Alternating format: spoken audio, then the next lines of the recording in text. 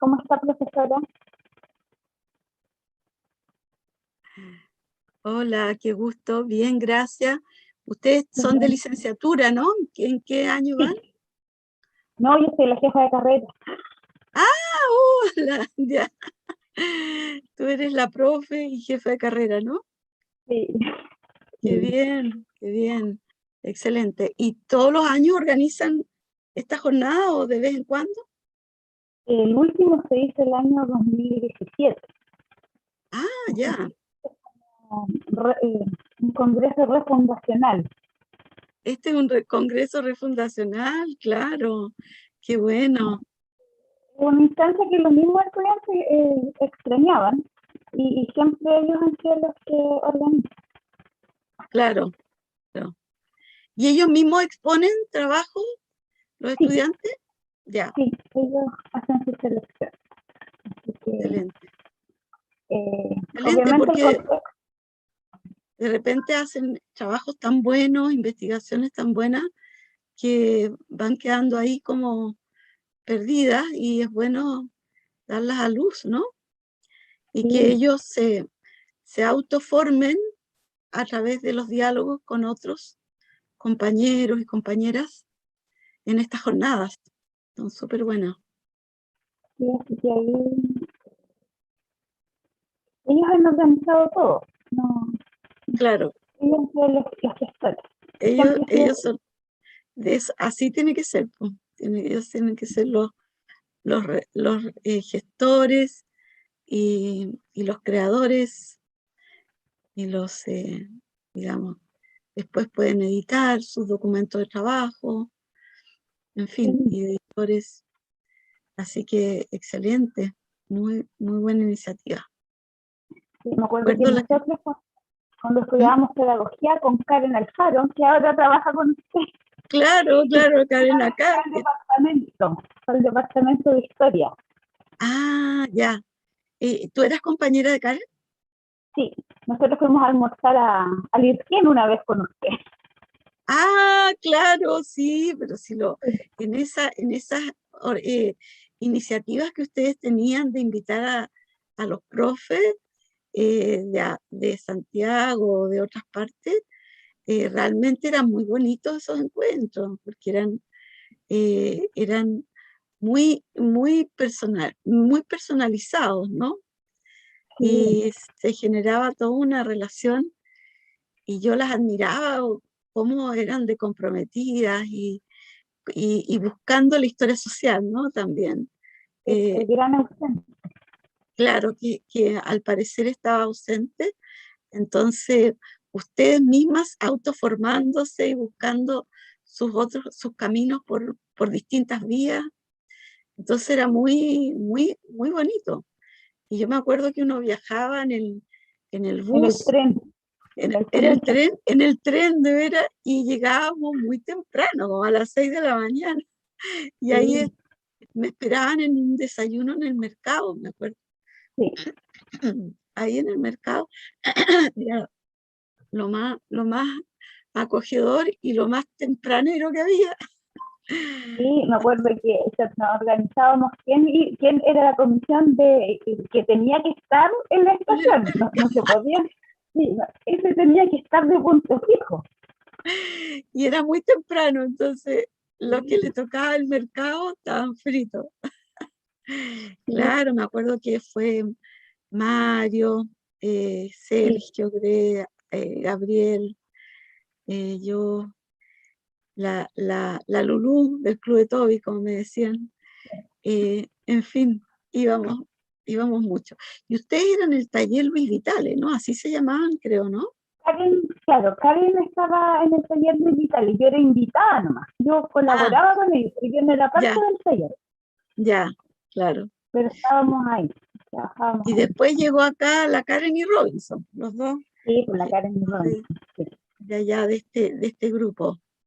Sí, así que infantil. muy bonito. Ahora estamos reencontrándonos. Qué bueno. Y ahora hay historia social en la licenciatura. Hay un seminario de historia social. Ya, pero como yo asumí recién en marzo de este año, quiero fortalecer más con más talleres, realizar más actividades, Claro, claro. más electivos, porque de alguna manera yo sigo sintiendo que es como el gran ausente. Claro. Importante. Qué bueno. Qué bueno que estás ahí de jefa de carrera. Eso ha sido todo un desafío. Y bueno, siempre es un desafío. Pero acá se ha logrado instalar muy bien la historia social. Sí. A Que tienen pesar ahí de, como, hay otras corrientes, digamos, por claro, supuesto, pero igual está siempre presente. Así que eso es bueno. Desde cualquier tema, o sea, no necesariamente son temas, digamos, muy clásicos, sino que cualquier tema puede tener un enfoque, ¿no? sí. Eso, claro. Así que, qué bueno, pues la felicito por esto y por la carrera también, por la U, muy querida la U de Conce.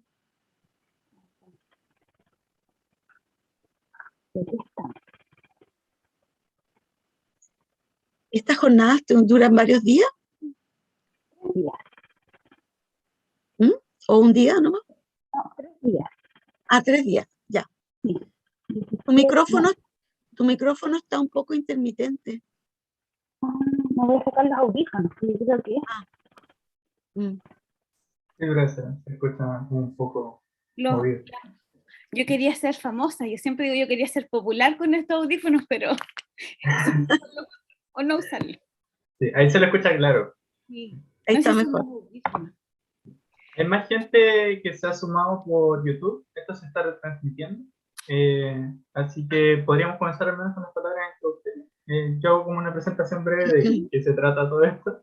Después va a dar la cobertura de la profesora Benedetti y podemos comenzar con la charla de la profesora Eli. Esta instancia, efectivamente, como se venía conversando, surgió a comienzos de este año de un grupo de estudiantes que querían organizar un congreso de historia. Teníamos un antecedente de organización de este tipo de espacios efectivamente en el año 2017 y algunas personas que participamos en esa ocasión también nos sumamos aquí para aportar con lo que habíamos aprendido en aquella ocasión. Justamente se plantea como un congreso refundacional. La idea es que sea una instancia continua de formación y que sirva para organizar este tipo de eventos año tras año y también realizar actividades a lo largo de todo el año.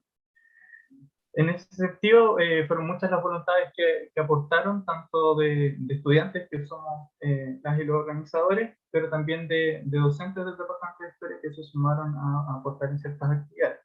En ese sentido, bueno, yo me presento, mi nombre es Juan José Muñoz, a mí me tocó cumplir con la coordinación general del Congreso junto a Sofía Espinosa y Javier Sepúlveda.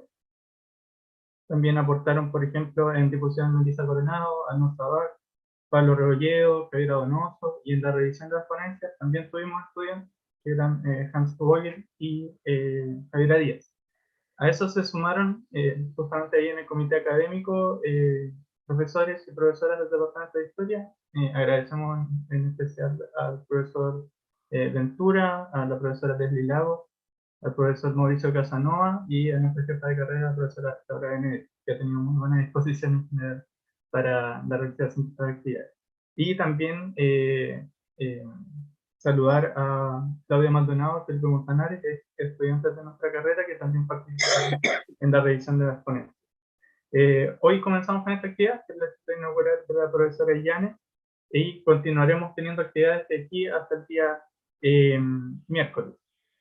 La transmisión de Zoom, el enlace está al alcance de estudiantes y docentes del Departamento de Historia, se ha difundido por los canales internos, y esto se está retransmitiendo a través de YouTube, donde quedará guardado como, para que se pueda revisar en cualquier momento. Así que eso, le dejo a usted, profesora Benedetti, para que dé algunas palabras en usted. Ya. Muchas gracias, Juan José. Aprovecho de saludar a todos quienes nos están siguiendo a través del canal de YouTube y a través de la plataforma Zoom. Bueno, en nombre del decano de nuestra Facultad de Humanidades y Arte, doctor Alejandro Bancalari, también en nombre del director del departamento, doctor Fernando Venegas, me dirijo a ustedes primeramente para agradecer. ¿Y qué vamos a agradecer? Vamos a agradecer esta instancia que ha surgido desde los propios estudiantes, y como conversábamos antes de iniciar esta transmisión, y Juan José lo recordaba, tiene un carácter refundacional, porque el último congreso fue en octubre del 2017, un congreso que muchos recordamos de manera especial, y especial no solamente porque siempre estas instancias son enriquecedores tanto para estudiantes como para docentes, sino también por los recuerdos personales que dejan estas actividades. Y no puedo dejar de mencionar que en ese grupo estaba quien hoy seguramente está en un lugar mejor, que es María Fernanda Macías. Ciertamente ella estaría muy contenta de participar en esta ocasión y estaría también con ustedes liderando esta instancia. Bueno, la licenciatura en Historia le da la más cordial bienvenida a esta actividad, en la cual los protagonistas son los estudiantes y destacados docentes de gran trayectoria. Docentes que, como en el caso de la profesora María Angélica Illanes, ha impreso un sello importante y bastante valioso en el estudio de la historia social y en su desarrollo en nuestro país. Especialmente recuerdo cuando yo era una casi adulta legal, pero una muchacha de 17 años que ingresaba a la universidad y que en una asignatura no de la carrera, o sea, no de la malla de formación de especialidad de Historia y Geografía, sino desde educación, formación o historia de la educación, estábamos analizando la ley de instrucción primaria obligatoria y teníamos que hacer un ensayo. Y llegó a mí un libro que cada vez que he tenido la oportunidad de hacer una recomendación bibliográfica, lo realizo, tanto en los electivos como en las asignaturas de Chile siglo XX, Ausente Señorita. Y por lo tanto aquí también es mi ocasión para agradecer a la profesora Illanes ese maravilloso trabajo que nos lleva, por cierto, a reflexionar hoy día sobre nuestra historia, nuestra sociedad y las grandes discusiones en el Parlamento. Y tampoco, y desde esa manera también rememorar y entender que la historia no solamente es pasado, sino también, ¿cierto?, nos permite una comprensión, un análisis de este presente. Agradecemos también a personas que desde el silencio, con una labor que muchas veces no se observa, están dentro de estas actividades. Y no puedo dejar de mencionar a nuestra secretaria, la señora María Soledad Jara, quien siempre está llana a responder todas las consultas y a difundir toda la información requerida. Espero que este congreso o jornada, ¿cierto?, online, sea una actividad y siga siendo una actividad que promueva la reflexión, que promueva la interacción y también esta difusión de trabajos que no queden en los estantes de las bibliotecas de las universidades o en alguna oficina de algún docente que dirija una investigación. La idea es comunicar resultados, pero de distintas formas, no solamente de una manera escrita. Por lo tanto, esta instancia también nos permite difusión y pensar en nuevas formas de comunicar la historia y comunicar, por tanto, las nuevas preguntas de investigación. Dejo entonces con ustedes a Juan José y agradezco y vuelvo a agradecer la existencia de estas instancias. Muchas gracias.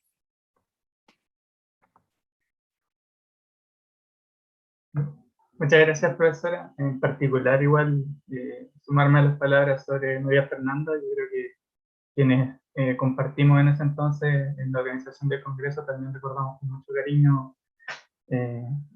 y la extrañamos bastante también, pero sabemos que ahora ya está en otro. Procedemos ahora entonces a presentar a nuestra invitada.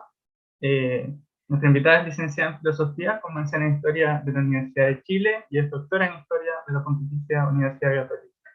Actualmente se desempeña como académica en la Universidad Austral de Chile y es reconocida a nivel nacional como una de las historias más destacadas de nuestro país, en especial desde el ámbito de la historia social, como conversaban antes con la profesora Enetti, en el estudio de los movimientos sociales, del Estado y de la historia de la mujer. Su último libro, que presentará hoy ante nosotros, es Movimiento en la Tierra, Luchas Campesinas, Resistencia Patronal y Política Social Agraria, Chile de 1927 a 1947. Este libro fue publicado el año 2019 por LOM Ediciones, y voy a exponer a continuación la metodología que vamos a seguir. La autora expondrá durante 10 minutos los contenidos generales de su obra y de su trabajo investigativo, y posteriormente se plantearán 3 preguntas guía, por cuya elaboración agradecemos a nuestro compañero Osel Tellier, que fue quien las elaboró. Finalmente, si es que nuestra invitada tiene tiempo, podrá responder también preguntas que se van a plantear a lo largo de la transmisión por el público a través del chat, tanto de Zoom como de YouTube. Así que ahí me corresponderá a mí ir recogiendo esas preguntas y plantearlas si es que usted tiene el tiempo para hacer ello. Así que pido silenciar el micrófono y cámara, si no igual se puede hacer, pero por favor evitar esas interrupciones. Y sin mayor introducción, las dejo con nuestra invitada, a quien agradecemos enormemente por su presencia el día de hoy. Muchas gracias, Juan José. Muchas gracias, Laura, por las palabras y muchas felicitaciones por estas jornadas. Yo siempre he dicho que la formación profesional y disciplinaria es principalmente una autoformación universitaria.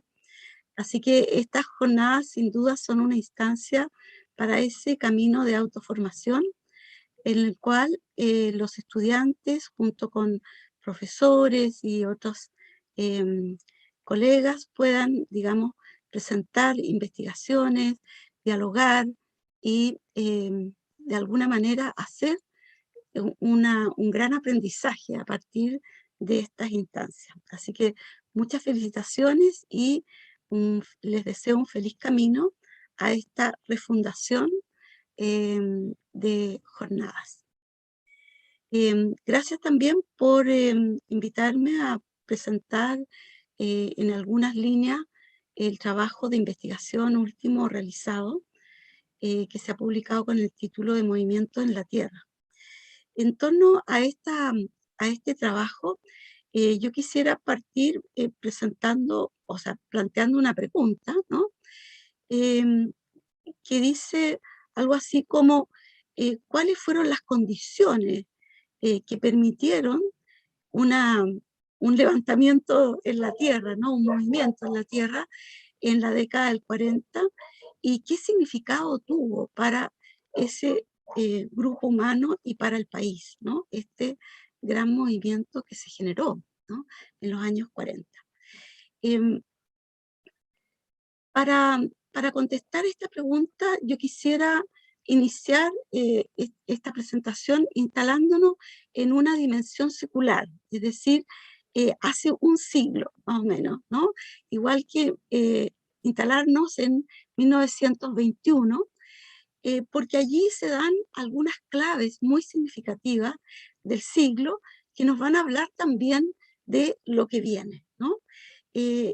Al parecer los inicios de siglo son bastante emblemáticos y muy simbólicos del camino que se presenta. Y en 1921 lo que vemos es que se ha consolidado una gran organización obrera, la Foch, dirigida por Recabarren, el gran líder obrero, que también ha sido candidato a la presidencia de la República, ¿no? Y que ha fundado también el Partido Comunista en ese mismo periodo. Y al mismo tiempo tenemos a la presencia de Alessandri, de Arturo Alessandri Palma, que gana las elecciones de 1920, pero las gana con el Código del Trabajo bajo el brazo, ¿no?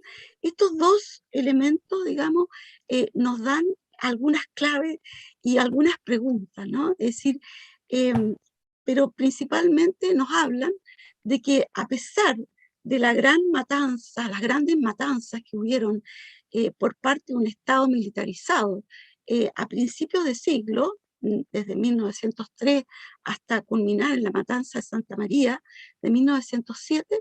Sin embargo, después de 8 o 9 años, el movimiento obrero se levanta nuevamente, se construye sus cuerpos organizativos, construye su cuerpo colectivo, ¿no? Su sujeto colectivo que está demandando el poder del Estado. Y eso está acompañado en Chile con todas las revoluciones que se están produciendo tanto en América Latina, en México, como en Europa, y en el marco de una gran guerra, la Guerra Mundial, que transformó las relaciones también en el plano de la sociedad política del mundo, ¿no? Del mundo occidental. Entonces, estas claves de inicio de siglo nos hacen preguntarnos también qué pasa con ese Estado, con ese Alessandri, ¿no? Que está de alguna manera, que él viene de las clases dominantes y dirigentes, pero que porta una transformación importante, ¿no? En el ámbito de las relaciones sociales de producción.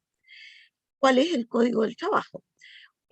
Al mismo tiempo, este Código del Trabajo no se va a poder implantar porque la sociedad dominante que ejerce su poder parlamentario y económico y que es propietaria de los medios de producción no va a darle el paso, ¿no? A este código.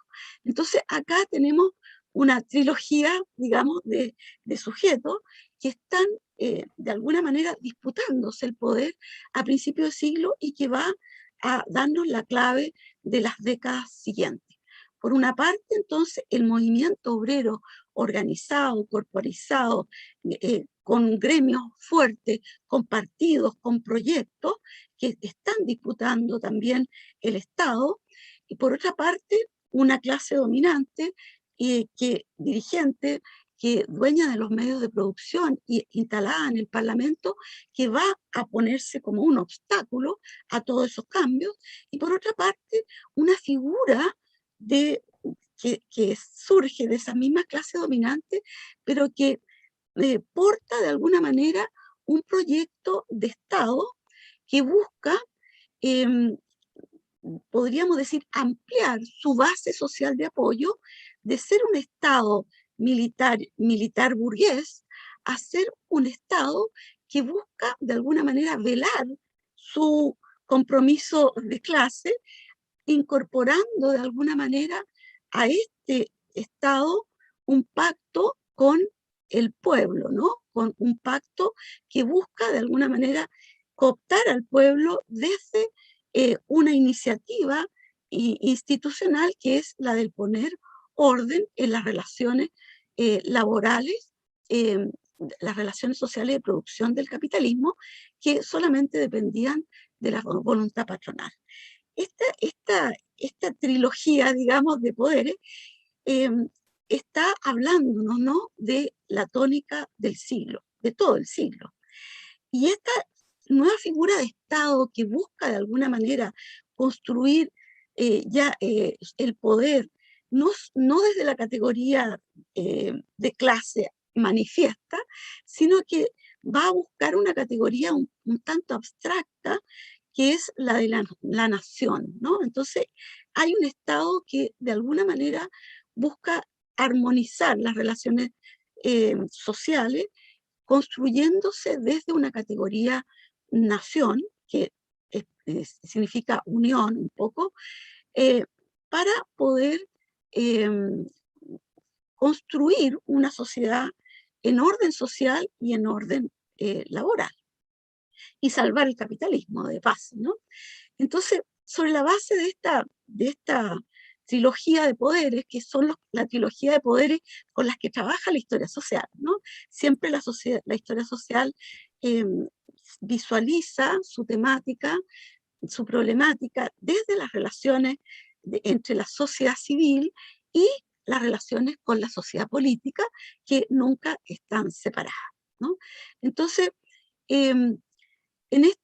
desde este panorama, digamos, también tenemos que plantear que este Estado que busca construirse de otra manera, que el Estado-Nación, es fruto también de la Primera Guerra, ¿no? y de mandatos que hay desde los países europeos y beligerantes, ¿no? De poder establecer un nuevo pacto con la sociedad civil, que fue una clave fundamental en la guerra, ¿ya? Entonces se probó que el Estado militar y el Estado puramente militar y comprometido con la clase burguesa no logra ser un Estado triunfante en la guerra, ni tampoco logra establecer el orden social ni el orden productivo. Entonces, ese es el gran cambio político que se realiza en este momento y que se va a expresar en los años, digamos, 30, después de un golpe de Estado, porque hubo que haber un golpe militar para poder sacar el Código del Trabajo y las leyes sociales. Esto cristalizó, digamos, en el Código del Trabajo que promulgado por Ibáñez, que otorgó entonces y que incluso obligó a la sindicalización obrera e incluso también incorporó la sindicalización campesina y en el fondo legitimó los mecanismos que demandaba el mundo obrero para poder mejorar sus condiciones laborales y de alguna manera construirse como un sujeto en relación de poder con los patrones, ¿no? Entonces, esta pieza, podríamos decir en lenguaje gramsciano, este material ideológico que es el Código del Trabajo, va a generar una gran intervención en el mundo social, en las relaciones sociales, en las relaciones patronales y obreras, y eso también va a impactar en el mundo campesino, ¿no? Entonces, eso por una parte. Por otra parte, tenemos que plantear que como condicionante también del levantamiento y del gran movimiento campesino de los años 30, tenemos que plantear que en los años 30 el tema agrario y el campo, digamos, se puso sobre la mesa, ¿no? Como una gran discusión en todo el mundo y en Chile también, ¿no? Efectivamente, no solamente la Gran Guerra, sino que especialmente la crisis de 1930 va a generar, como sabemos, paralización comercial, la paralización del capitalismo mercantil y financiero a nivel mundial y gran cesantía, hambre, y por lo tanto el único recurso, el único lugar de la existencia y de la sobrevivencia de los pueblos siempre es la tierra, ¿no? Y por lo tanto la tierra se puso sobre el tapete.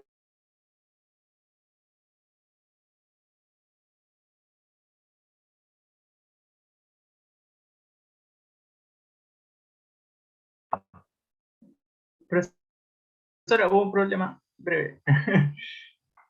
Profesora Yanes, hubo un problema aquí con el audio. ¿Qué pasó?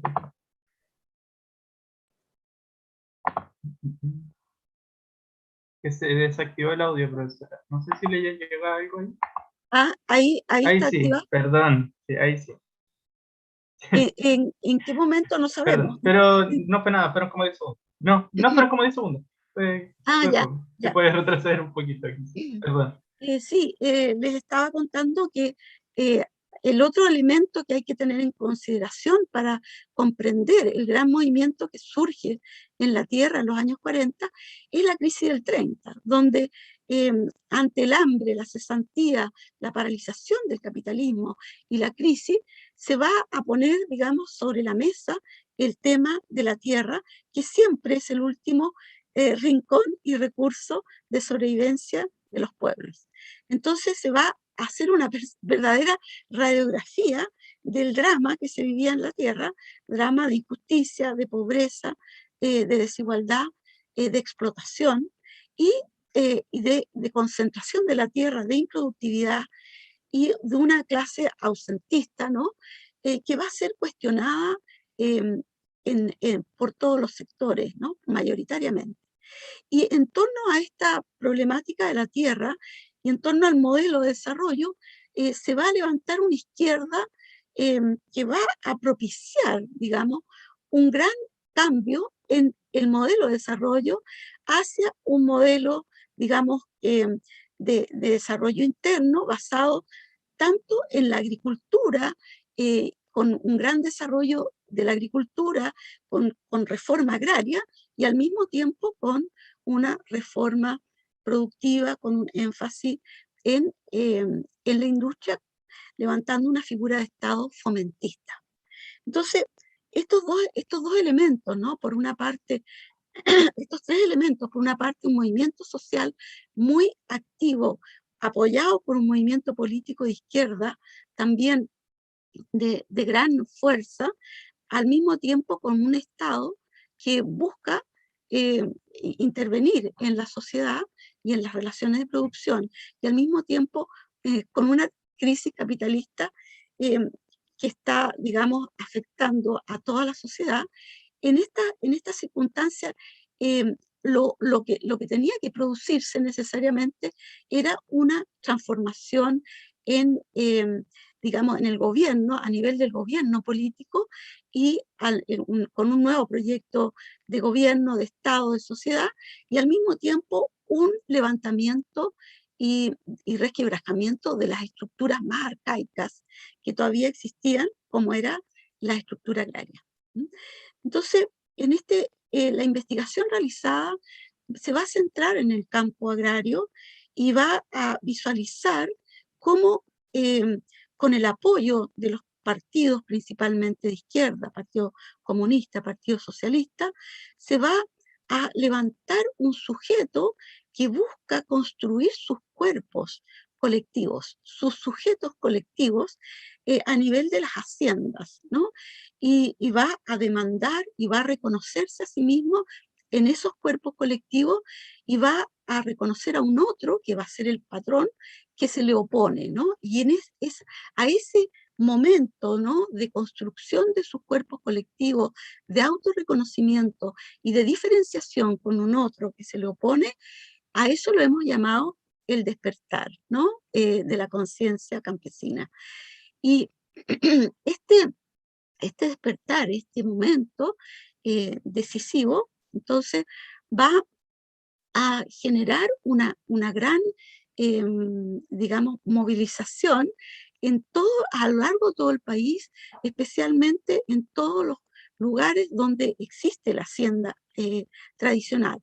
Pero no solamente en la hacienda tradicional, sino que también desde principios de siglo se han construido cuerpos colectivos a nivel del pueblo mapuche, que ha sido, digamos, derrotado en una guerra, que ha sido, digamos, expulsado de la mayor parte de su tierra. Ellos también están en movilización, y al mismo tiempo en los años 40 van a construir sus cuerpos colectivos los pequeños y medianos campesinos, que van a levantar un gran movimiento nacional de los medianos y pequeños campesinos, que son la mayoría en términos de campesinado, la mayoría de los que están en la tierra y están comprometidos con la producción, y que sin embargo están siendo muy, muy expoliados también por el sistema hacendal.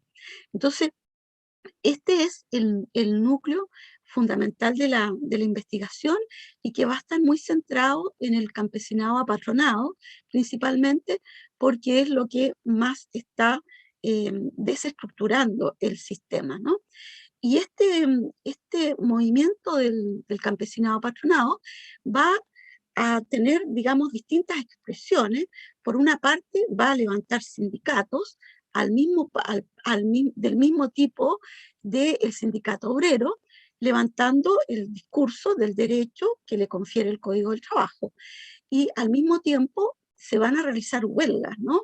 No muchas, pero sí van a haber huelgas muy emblemáticas, donde ahí también en los momentos más críticos emergen las mujeres también campesinas, las mujeres trabajadoras del campo, donde se muestran muy claramente en un momento muy crítico, que nos muestran las huelgas, cómo se ha ido construyendo tan rápidamente ese sujeto colectivo, ¿no? En ciertos lugares del campesinado, especialmente los que están más permeados con las urbes y el movimiento obrero urbano. Y por último, como van a ser prohibidas las huelgas y los sindicatos durante el Frente Popular, sin embargo, se va a permitir y se va a poder levantar año a año pliegos de peticiones, que son también, ¿no?, estos materiales ideológicos, podríamos decir, porque en torno a estos pliegos de peticiones, los trabajadores se van a reconocer, van a formar dirigencia, van a construir, digamos, su demanda, su habla, su texto, van a firmar con su cuerpo, con sus pulgares, ¿no? Van a comprometer su propia vida en eso, y sin duda van a ir logrando mejoramientos sustantivos y van a ir aprendiendo, ¿no? Realizando un aprendizaje social y político, y levantando y generando la autonomía que se necesitaba, separándose de la autoridad del patrón, que incluso los cohechaba para contar con sus votos. Sabemos que los mismos inquilinos eran los votantes de los patrones. Entonces, esa autonomía que se gana es una transformación cualitativa, ¿m? Sin duda. Y finalmente quisiera plantear cuál así fue la resistencia que realizaron los patrones, y que fue una resistencia amplia a todo nivel. Por una parte, ellos consolidaron aún más su sujeto colectivo, formaron nuevas agrupaciones, formaron grandes confederaciones para oponerse a esto que ellos llamaron la agitación en los campos. Por una parte, consolidaron su sujeto colectivo. Por otra parte, levantaron una oposición y una presión a nivel gubernamental, a nivel, digamos, de gobierno y a nivel parlamentario, para poder de alguna manera obstruir este movimiento y sacar también del terreno a los partidos y a las centrales obreras que estaban también articulándose con los campesinos. Y por último, se operaron, digamos, a nivel de sus propias haciendas, desalojando a los inquilinos y especialmente a los dirigentes, y desalojando a cientos y miles de campesinos a lo largo de la década del 40. Y el desalojo fue una operación, digamos, muy radical y muy cruel, digamos, porque sabemos que la tierra no es solo un medio de producción, no es solo un capital que se posee por parte de un dueño de capital, sino que la tierra es el lugar donde somos, el lugar donde alojamos, donde pertenecemos, ¿no? Y el campesinado y el inquilinaje, sobre todo, pertenece a la tierra, pertenecía enraizadamente allí, y por lo tanto desalojaba en la tierra más que en la hacienda, alojaba ahí en sus raíces, en la tierra, y desalojarlo de esas raíces y de esa tierra es negarlo, es negarle su propia vida, su propio ser y su propia condición humana, ¿no? Entonces, la situación terminó muy dramática, pero con aprendizajes cualitativos que van a permitir al campesinado dar este primer paso, y que 10 años o menos, unos 9 años o 8 años después, o una década después, va a permitir a ellos sindicalizarse y ser los protagonistas de la reforma agraria de los años 60. Gracias.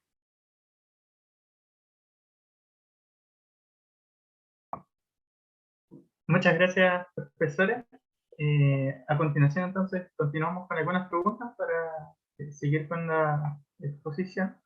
La primera pregunta dice relación con lo que es el Estado chileno, el campesinado y la tenencia de la tierra a través del siglo XX, considerando, por ejemplo, los procesos posteriores a su investigación, como son la reforma agraria o la contrarreforma agraria. Y esta condición política, ¿no?, del uso de la tierra por parte de los sectores populares y de los pueblos originarios en su relación con las instituciones públicas. ¿Existe lo que podríamos llamar una deuda histórica por parte del Estado chileno al campesinado y cómo podemos abordar esto desde nuestra disciplina? Claro. De todas maneras, o sea, la deuda histórica en relación al campesinado es, y en relación no solo al campesinado, sino que en relación a toda la sociedad chilena, en relación a la tierra, es tremenda, ¿no? Es tremenda.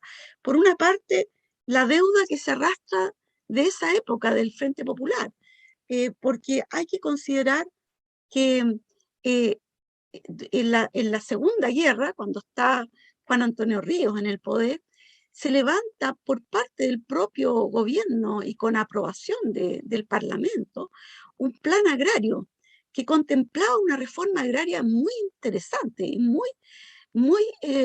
que habría podido, digamos, realizar lo que a veces todos piden, la gradualidad en los cambios, pero que esa gradualidad nunca se permite, porque realmente fue obstaculizada a sangre y fuego, ¿no? Con la ley maldita y la ley de defensa de la democracia. Ese plan agrario, digamos, contemplaba eh, una reforma agraria, un fomento de la agricultura de los pequeños y medianos campesinos, una, digamos, consolidación también de la comunidad indígena a través también de la colonización o a través de una defensa de la comunidad, impidiendo que se siguiera, digamos, dividiendo las comunidades, como trató de hacerlo Pedro Aguirre Cerda. Pero ese plan agrario contemplaba también una gran organización del agro, ¿no? Planificación del agro con el fomento del Estado, con fomento de la agroindustria, fomento de la comercialización, planteaba una organización territorial productiva según las posibilidades productivas de cada región. Es decir, el plan agrario fue un plan que podría habernos conducido a una superación de las injusticias y al mismo tiempo un desarrollo agrario mucho más armónico con lo que estaba ocurriendo en las ciudades. Por otra parte, después, con las reformas agrarias de los años 67 y que continúa en los años 70, yo diría que el único momento, ¿no?, ese es el único momento donde el Estado, este Estado-nación, se, se, se, se, se transforma en una verdadera consecuencia con el agro, ¿no? Em, Especialmente en el tiempo de los 3 años de la Unidad Popular, que costó la vida a tantos, ¿no? Y al presidente Allende.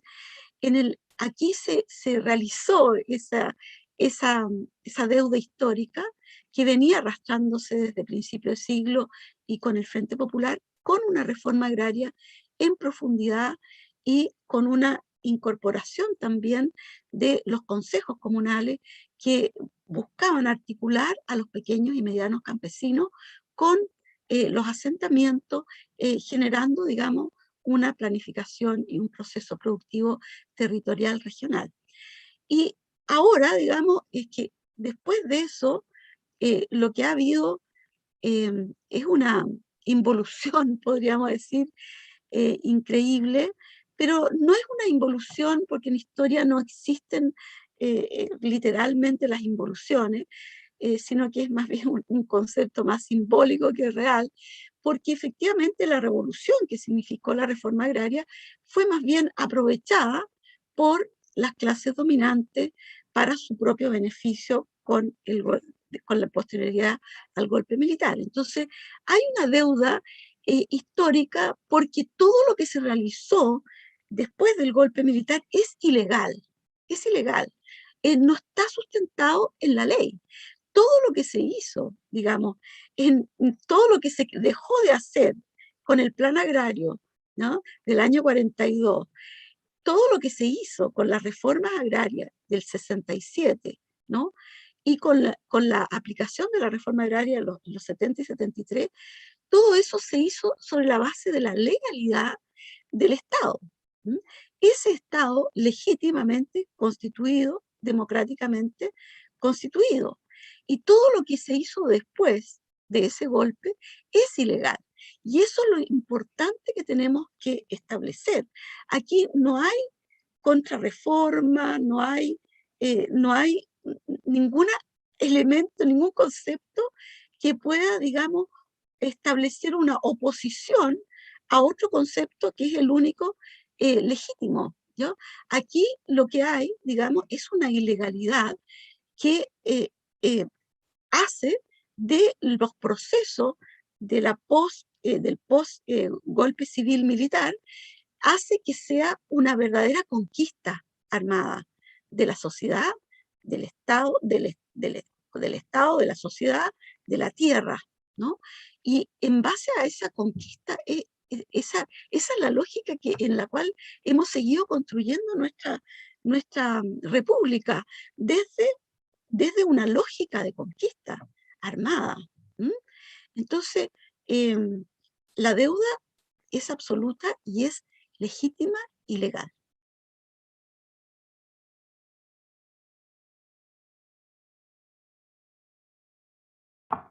Perfecto. Muchas gracias, profesora. Pasamos a la segunda pregunta, que es respecto a nuestra labor, metodológicamente. ¿Cuál es el reto de investigar el campesinado a comienzos del siglo pasado? ¿Cómo se visibiliza un relato histórico de un grupo social que fue sistemáticamente reprimido por parte de los grupos de poder?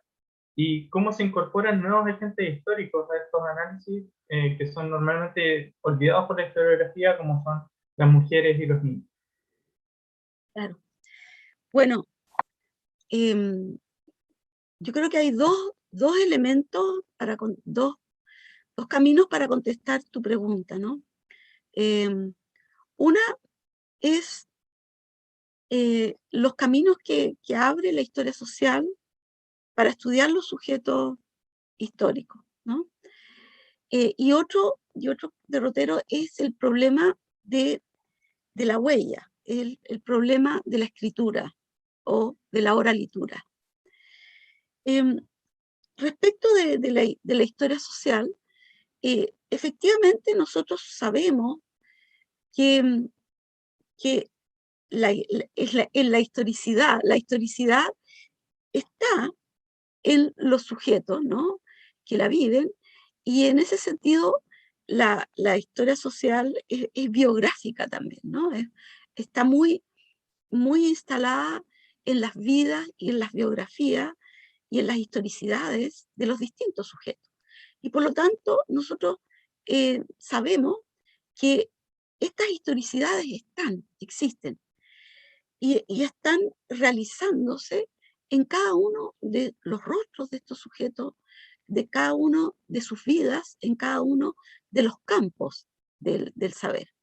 Obviamente que si hay un gran campesinado que en los años 40, por ejemplo, es más del 50% de la población que está en los campos, obviamente que ahí hay una historicidad, un sujeto que amerita, digamos, indagarse, y por lo mismo, metodológicamente parecía extraño que hubiese poco sobre este sujeto, ¿no? Y por otra parte, hay que considerar que la gran labor mediática realizada por los partidos de izquierda no tiene parangón en el siglo XX. Efectivamente, si no hubiese sido por la prensa del Partido Socialista, del Partido Comunista, del Frente Popular y de todos los pueblos que estuvieron ahí también sacando su prensa a pulso, sin un peso y con un esfuerzo enorme, ellos pusieron, digamos, sobre la historia a estos sujetos. Y eso es una condición muy importante en la historia. Y eso es una limitante también tremenda para nosotros, porque sabemos que donde no haya oralitura, donde no haya escritura, se puede tragar el olvido a esos sujetos que nosotros sabemos que están viviendo su historicidad. Lo sabemos, pero necesitamos, digamos, entrar en un diálogo con ese sujeto, en un diálogo en el tiempo, un diálogo sobre su historicidad desde ellos mismos. Entonces, en ese sentido, tenemos esa limitante y tenemos la gran responsabilidad, entonces, para poder visibilizar a sujetos, como tú dices, mujeres y niños. No solamente tenemos que indagar, digamos, como no sé, buscando tesoros bajo los cimientos, sino que, o hacer unas arqueologías, digamos, buscando los restos de sus vidas y de su presencia, de su historicidad manifiesta, sino que también tenemos la responsabilidad. Los partidos ya no lo hacen, y quizás como historiadores, como estudiantes de historia, vamos a tener que tener la responsabilidad de hacer los archivos del futuro. Es decir, de estar generando talleres al mismo tiempo que generando historiografía, generando talleres de reconstrucción de memoria, de reconstrucción de oralitura desde la historicidad de los pueblos. Vamos a tener que estar, digamos, construyendo el sujeto de la historia, tanto del presente, del pasado, como del futuro. Entonces, esa es nuestra disyuntiva. Y bueno, yo traté de hacerlo con un grupo que me acompañó muy, muy, muy, muy importante, muy significativo desde el punto de vista de su compromiso con relatar su historicidad de vida. Realicé un taller de memoria con mujeres y pudimos publicar un texto que se llama Memoria Íntima de Chile como un texto colectivo. Y ahí hay un material, digamos, para comprender la historia de las mujeres de un siglo, porque lo hicimos en 3 generaciones. Entonces, tenemos que trabajar formando archivos, formando escritura, formando oralitura, y al mismo tiempo construyendo la historicidad del presente y del pasado.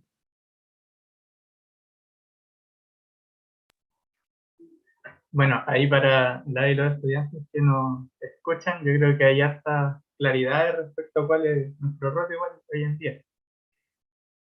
Pasamos a la última pregunta. Mencionaba justamente recién a los partidos de izquierda, los partidos políticos de izquierda. ¿Cuál es su lectura respecto a esta evolución de los partidos políticos de izquierda en cuanto a la cuestión agraria a lo largo del siglo XX, tomando en cuenta como todos los factores que influyen, como la dictadura, en este cambio de discurso político, y cómo esto igual influye en el actual escenario? Yo, al respecto, después de la investigación realizada, tengo que sacarme el sombrero, digamos, respecto de los partidos de izquierda en la década del 40, porque efectivamente dieron su vida por levantar y superar las injusticias, especialmente del mundo campesino. Y eso le costó al Partido Comunista la pérdida de su ciudadanía, el exilio, el que arrancar el propio Neruda por la cordillera, también la represión que significó también de todo el mundo obrero eh, a causa de este compromiso, ¿no? Este compromiso de los partidos de izquierda de esa época, digamos, de alguna manera nos muestra un camino de compromiso político, en el cual ellos actuaban simultáneamente en todos los planos. Eran parlamentarios, pero nunca abandonaron el terreno, el territorio. Los parlamentarios venían acá a vivir lo que estaban viviendo los campesinos de Mantilhue, por ejemplo, que estaban siendo expulsados a punta de fusil por un propietario vecino, ¿no? Apoyado por la policía. Venían los parlamentarios a vivir lo mismo que estaban viviendo los campesinos. Estaban los partidos tenían departamentos campesinos, departamentos obreros, estaban en las gremiales, estaban siempre intercediendo ante los ministerios, es decir, había una representación directa del pueblo. No era una representación, digamos, institucional, sino que era una representación encarnada. Ellos eran también los voceros del pueblo, los que se comprometían en sus luchas, ¿no? Los capacitaban, había una capacitación, ponían, digamos, profesionales, expertos en leyes en todos los pueblos para poder apoyar la presentación de pliegos de peticiones, etcétera, ¿no? Entonces, realmente, y el Partido Socialista lo mismo. El Partido Socialista durante el gobierno de Pedro Aguirre, sobre todo, estuvieron en ministerios claves, realizando transformaciones importantísimas, levantando proyectos como fue el de la ley de mediería, ¿no? Transformando la Caja de Colonización Agrícola en un proyecto de absorción de toda la mano de obra vagabunda en los campos, de todos los inquilinos expulsados, de los mapuches, tratando de absorberlos como medieros junto con la Caja de Colonización. Todos proyectos que fueron obstaculizados por la derecha de una manera brutal. Entonces, en ese sentido, es una izquierda que merece todo nuestro respeto y que es la misma que va a estar presente, digamos, en la época de la Unidad Popular. Y el golpe, digamos, que se dio, este golpe civil militar que se dio en el 73, genera una fisura profunda en la izquierda, y yo hoy día creo que ese proyecto de izquierda ya no existe, salvo, digamos, no como bloque de izquierda, salvo en algunas candidaturas o algunos grupos, pero no como un bloque de izquierda, que se llama el bloque de izquierda propiamente tal, y porque vivimos una discontinuidad profunda. Tenemos que reconocer que esta discontinuidad es una discontinuidad histórica que tenemos que analizarla en mucha profundidad. No podemos, digamos, simplemente caer en simplismos, ¿no? Frente a la discontinuidad que significa el golpe civil militar y con terrorismo de Estado y con una tiranía, porque es mucho más que una dictadura, la instalación de una tiranía, y la instalación al mismo tiempo de un sistema neoliberal que es un sistema de dominación integral, ¿no? Entonces, lo que estamos ante, el desafío que estamos ante esta, digamos, discontinuidad radical, debemos reformular, los partidos deben reformularse, pero fundamentalmente deben reconstituir su compromiso y su representación directa con el pueblo. Eso es lo fundamental. Yo creo que desde allí podemos reconstruir entre todos un proyecto de izquierda. La clase política, la clase dirigente que siempre va a estar operando, que se necesita para una construcción social, esta clase dirigente no debe vivir más en esta, digamos, fisura profunda que también han generado con el pueblo y que se han metido, digamos, en una caja de cristal donde simplemente estuvieron ciegos, sordos ante la historia, ¿no? Y el clamor del pueblo. Entonces, lo fundamental, yo diría, que debemos partir de lo primero, ¿no? Que es como partió Recabarren, ¿no? Y como partieron, digamos, Bilbao, como partieron los líderes, ¿no? del pueblo, buscando constitución de cuerpos colectivos, de sujetos colectivos, y donde ellos estén ahí, ¿no? En ese seno de esos sujetos colectivos, de esos cuerpos vivos, que es el pueblo, que son los pueblos, y por lo mismo, entonces, desde allí generar un proyecto de transformación profundo. Esta nueva búsqueda, digamos, de encarnación, de representación directa, a veces se habla de democracia directa solamente considerando el tema de la participación directa del pueblo, pero también hay una visión de esta democracia directa que tiene que ver con esto, con que el representante del pueblo es un representante directo, es casi como un vocero, ¿no? Y en ese sentido no es que no pueda haber representación, tiene que haber representación, pero de otro tipo, ¿m? Una representación encarnada. Y en este sentido, entonces, si se va la política, la izquierda, a encarnar en el pueblo y en los pueblos, son los pueblos, donde está el pueblo, quienes tienen que generar, digamos, un proyecto agrario, territorial, regional, que efectivamente saque a luz la problemática campesina, la problemática agrícola, la problemática del agua en cada uno de los territorios. Entonces, yo creo que lo que se tiene que hacer ahora es invertir todo la orientación que ha tenido la política, los partidos la política agraria, se tiene que invertir hacia el poder de los pueblos. La descentralización no ha de ser una descentralización vertical a través de gobernadores. La descentralización debe hacerse a través de asambleas, las antiguas asambleas provinciales o una suerte de parlamento regional que de alguna manera dirima sus problemas, que elija a sus representantes y al mismo tiempo levante planes agrarios territoriales.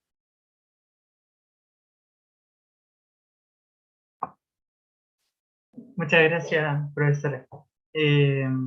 No tenemos preguntas por parte del público de momento, pero sí hay algunas personas que han escrito, así que voy a leer. En YouTube, Diego escribe: excelente presentación. Pame Salas escribe: muchas gracias por esa magnífica presentación y por sus respuestas tan claras, profesora Illán.